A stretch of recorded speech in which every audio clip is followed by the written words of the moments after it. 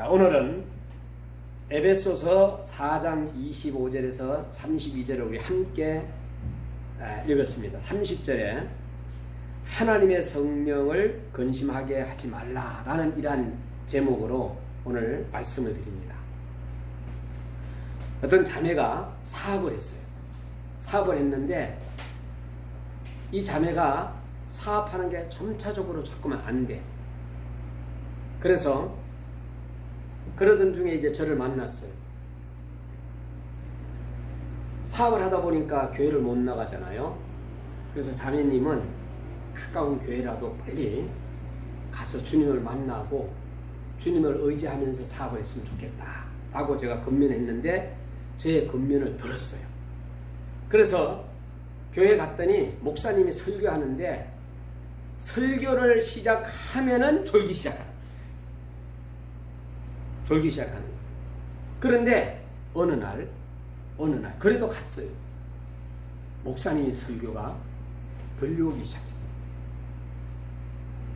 그리고 나서는 찬송을 할 때 나도 모르게 눈에서 눈물이 나기 시작하고 또 불안했던 사업의 문제가 편안해지기 시작하고 막 교회를 가고 싶고 이렇게 이제 변화가 일어난 거예요. 지금 현재 우리 자매님도 이제 그런 비슷한 일들이 지금 일어나고 있어요. 교회 오면은 편안하고 그리고 찬송하고 말씀을 들으면은 좋고 그죠? 야, 이렇게 그 자매님의 그 간증을 짧게 어저께 이야기를 들으면서 바로 그 자매님은 지금 현재 성령을 근심하게 하는 것이 아니라 성령 하나님을 기쁘게 하고 있는 시간이라는 거예요. 오늘 아침에 화장실에 기도가 기적의 시작입니다 하고 이 포스터를 붙여놓은 게 있어요. 이 손 씻는데 Power of Pray 해가지고 적어놨는데 기도가 기적의 시작입니다. 기도가 행복의 시작입니다. 그리고 우리 인도의 유창모 선교사님은 기도가 답입니다. 그런데 그 밑에 뭐라고 적혀 있어요? 성경 구절을 읽는데 거기다가 막 제 이름을 넣었어요. 봉수는 하나님께 부러지리라. 하나님께서 봉수의 기도에 응답하겠고 봉수가 알지 못하는 크고 비밀한 일을 봉수에게 보이리라. 여러분 이 성경을 들으면서 어디서 많이 들은 것 같은데 예레미야 33장 3절 말씀에 제 이름을 넣어본 겁니다. 자, 우리가 기도를 하게 되면은 성령님을 근심시켜요? 아니면은 성령님을 기쁘게 할까요? 기쁘게 하는 거예요. 그래서 우리 교회는 이 교회가 성장하고 우리 가정이 성장하고 기업이 성장하고 이 국가가 성장하려면은 성령운동을 펼쳐야 된다. 영적인 성령운동, 그리고 하나님의 말씀운동, 그리고 기도운동, 그리고 지도자운동을 펼쳐야 돼요. 우리 한국 사람은 외국인들이 우리 한국 사람을 보면서 세 가지를 이야기했어요. 우리 한국 사람은 첫째, 열정이 대단하다. 다시 말해서 국민성이 다른 어느 나라보다 똘똘 뭉쳐있다라는 거예요. 두 번째는 우리 한국 사람, 외국인들이 본 한국 사람은 건면하더라. 부지런하더라. 그리고 세 번째는 우리 한국 사람이 총명하다라는 거예요. 미국의 지능지수에 대하여서 과학자들이 전 세계인들을 조사를 했어요. 거기에서 1위가 누군지 아세요? 대한민국 한국 사람. 바로 다음이 이스라엘. 다시 말해서 전 세계 한국 사람을 외국인들이 이제 알아준다라는 거죠. 고급 지도자로. 그리고 기술이 정말로 최고라는 거. 자, 이러한 열정이 있고 건면하고 총명이 있는 가정이 되고 교회가 되고 기업이 되고 국가가 돼야 되겠죠. 왜? 세상 사람들이, 세계 사람들이 우리 한국을 지금 현재 주시하면서 바라보고 있다. 그런데 이렇게 바라보고 있는데 영적으로 우리가 한번 들어가서 오늘 본문을 한번 이야기하는 시간을 가지는데, 에베소서 1장에서 3장까지를 이렇게 한번 읽어보면은 성령 하나님의 역사심에 순종해야 할 것을 교훈하고 있어요. 에베소서 1장에서 3장까지가. 자, 그리고 4장에서는 오늘 본문입니다. 성령 하나님의 역사하심에 거역하는 불순종을 또 경고하고 있어요. 순종과 불순종에 대해서 경고하고 있어요. 성령 하나님에 대하여 불순종하는 성령을 제한하는 6가지 제목에 대해서 제가 성경에 찾아서 여러분들한테 말씀을 먼저 드릴게요. 첫째는 성령 근심죄. 이게 어디 나와요? 오늘 30절에. 그래서 오늘은 성령을 근심하게 하지 말라. 두 번째는 성령 탄식죄. 로마서 8장 26절에. 세 번째는 성령 소멸죄. 데살로니가 5장 19절. 네 번째는 성령 해방죄. 마태복음 12장 31절. 다섯 번째는 성령 거역죄. 마태복음 12장 32절. 여섯 번째는 성령 반역죄. 사도행전 7장 51절. 자, 그러면은 이 6가지를 제가 구절을 한번 여러분들한테 소개를 했으니까 제가 한번 읽어드리는 걸로 할게요. 첫째는 오늘 본문 에베소서 4장 30절에는 하나님의 성령을 근심하게 하지 말라. 이 성령 근심죄요. 그 안에서 너희가 구속의 날까지 인치심을 받았느니라. 그런데 우리는 어때요? 성령을 근심하는 죄를 살아가면서 많이 범해요, 안 범해요? 너무나도 많이 범하고 있어요. 기도하지 않는 것도 범하는 거고, 우리 가정이 행복하지 못하는 것도 어떻게 생각하게 되면은 범하는 거고, 또 내가 하나님의 말씀을 붙잡지 않는 것도 역시 마찬가지고. 두 번째는 성령 탄식죄. 로마서 8장 26절에 이와 같이 성령도 우리 연약함을 도우시나니, 우리의 연약함을 돕는다 그랬어요. 우리가 마땅히 빌 바를 알지 못하나 오직 성령이 말할 수 없는 탄식으로 우리를 위하여 친히 간구하십니다. 우리를 위하여 탄식으로 간구한다 그랬어요. 성령 탄식. 세 번째는 데살로니가전서 5장 19절에 성령 소멸죄. 성령을 소멸치 말며 라는 성경 구절이 나와요.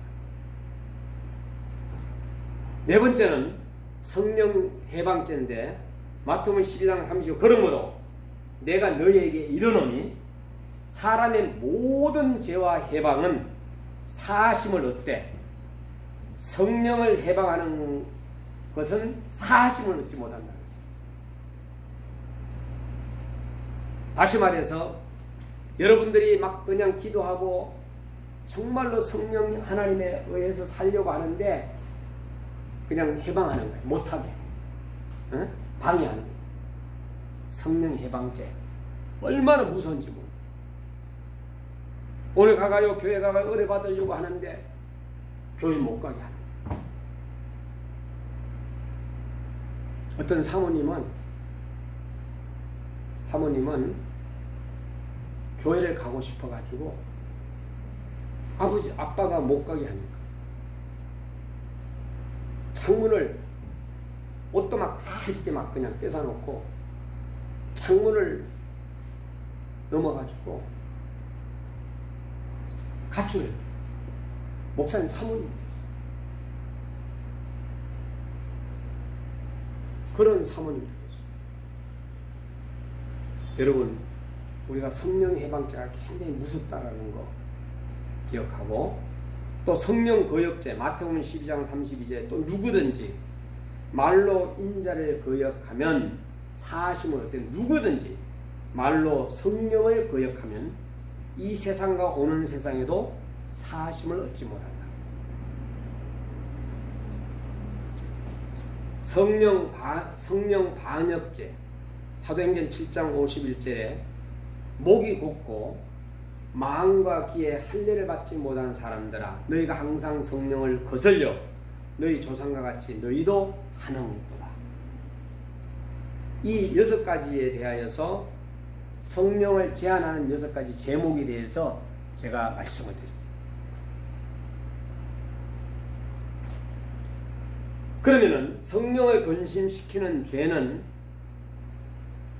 성령이 하나 되게 하심을 힘써 지키지 못하는 일에 대하여서 이 성경에 보면은 고린도 교회를 우리가 비유로 들 수가 있습니다. 이 고린도 교회의 비유를 들 수 있는데, 거기 보면은 바울파, 아볼로파, 게바파, 그리스도파 막 파를 나눠요. 오늘날에 우리 대한민국이 똑같아요. 서로 갈라지는 일, 불화, 분쟁, 이런 것이 우리 대한민국에서 일어나고 있다는 거예요. 그런데 이것이 사회만 일어나는 것이 아니라 교회도 마찬가지예요. 가정도 마찬가지예요. 가정, 그리고 기업도 마찬가지예요. 막 불화, 나눠져요. 국가도 마찬가지예요. 리비아가 왜 저래서 홍수로 인해서 인재라 그러잖아요. 왜 그랬습니까? 내전 때문에. 어마어마한 사람들이 홍수로 해서 그 귀중한 천하보다도 귀중한 생명이 죽고 말았죠. 그러면은 교회가 일치하는 성령 안에서 통일성 7가지를 제가 요소를 말씀을 드릴게요. 교회는 몸이 하나다. 다시 말해서 성도의 연합체라는 거죠. 우리는 하나예요, 하나. 하나가 되지 못하면은 튕겨져 나가는 거예요. 목회자가 가장 힘들 때가 언제냐? 믿음 생활 잘 하던 사람이 성령 하나님을 떠나고 교회를 떠나고 공동체를 떠날 때, 그런데 가장 기쁠 때가 언제냐? 성장할 때. 성장할 때. 아까 그 자매님처럼 그럴 때 목사님이 신나죠. 그러니까 정말로 귀중한 일꾼이 교회를 떠날 때는 막 설교할 맛이 떨어져. 목사도 인간인지라. 그런데 막 성장하는 사람이 있잖아요. 그럼 막 신나는 거야. 그냥 막 설교하고 싶어가지고. 이야, 오늘 어떤 설교할까? 여러분, 어떤 자가 돼야 되겠느냐? 몸이 하나. 교회가 일치하는 성령 안에서 통일성은, 두 번째는 성령이 하나다. 같은 성령의 지배를 받는다. 성령께서 인도하시고 있는 모든 것에 대해서 저와 여러분들은 하나라는. 세 번째는 한 소망의 부르짖음을 받았다.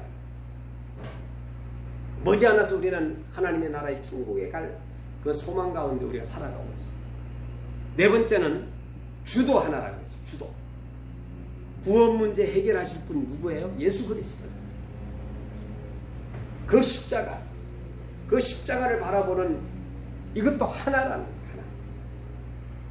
저는 교회에 일치하는 성령 안에서의 통일성에 대하여 7가지에 대해서, 다섯 번째는 믿음도 하나라. 우리가 믿는 하나님이 여러분 지금 현재 이곳에 온 모든 분들은 유일하신 하나님, 그 하나님을 우리는 믿고 믿음도 하나. 여섯 번째는 세례도 하나. 성부와 성자와 성령의 이름으로 세례를 받는 것도 하나. 이건 뭐예요? 그리스도의 안에서 연합된다는 것. 마지막 일곱 번째는 하나님도 한 분이라. 모든 교회는 하나라. 하나님의 유일성을 이야기해 주고 있어요. 그래서 우리는 바로 찬송하고 기도하고 말씀을 들을 때에 우리가 함께 통하는 거예요. 그런 얘기가 있잖아요. 하나. 이 하나라는 이것이 얼마나 귀한지.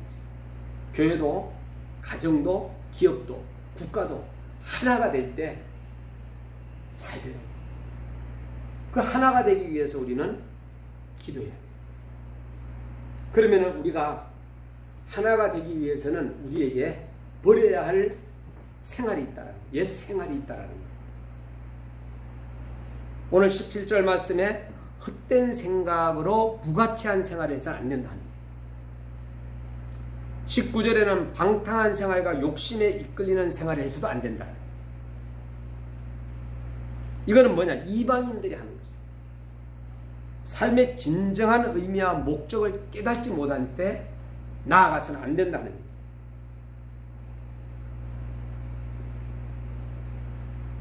성적인 온갖 범죄, 쾌락 사랑하기를 하나님 사랑함보다 더한 것, 이러한 것들을 우리는 버려야 된다.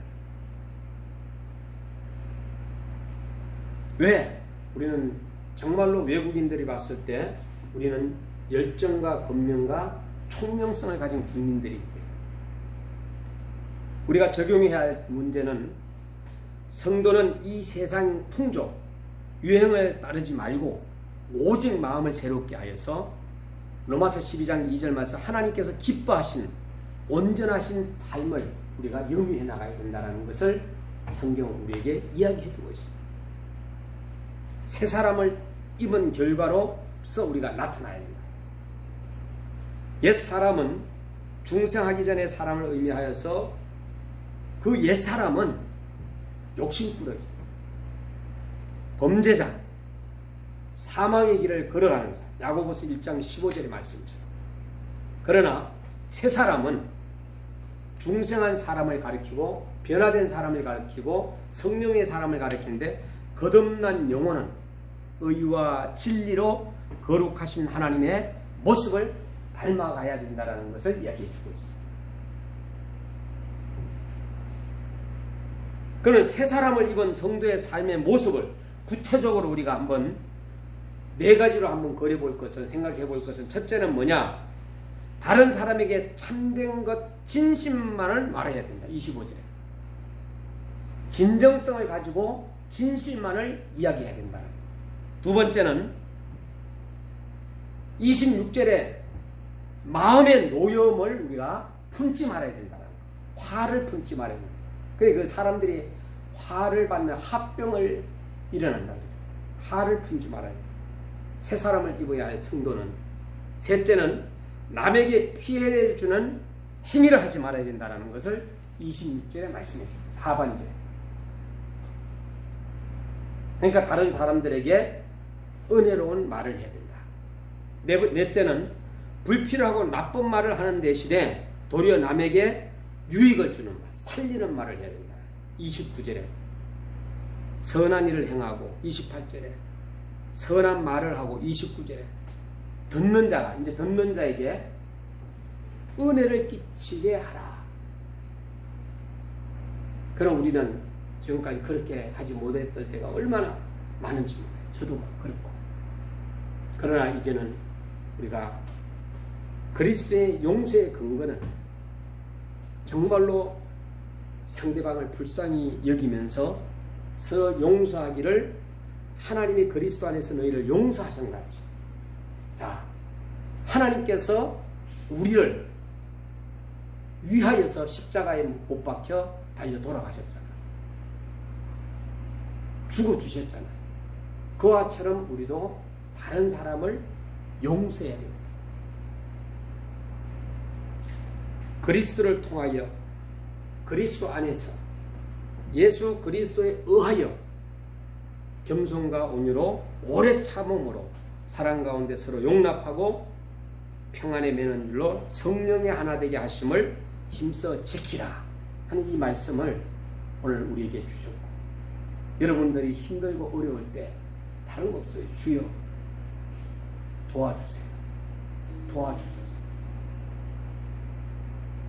그냥 여러분들이 가볍게 하나님 앞에 기도하는 거예요. 사명 감당을 위하여서 하나님과의 온전한 교제를 우리가 하면서 성령을 건심시키지 말고 정말로 성령 하나님을 기쁘게 해드리는 저와 여러분이 되기를 주의 이름으로 축원합니다.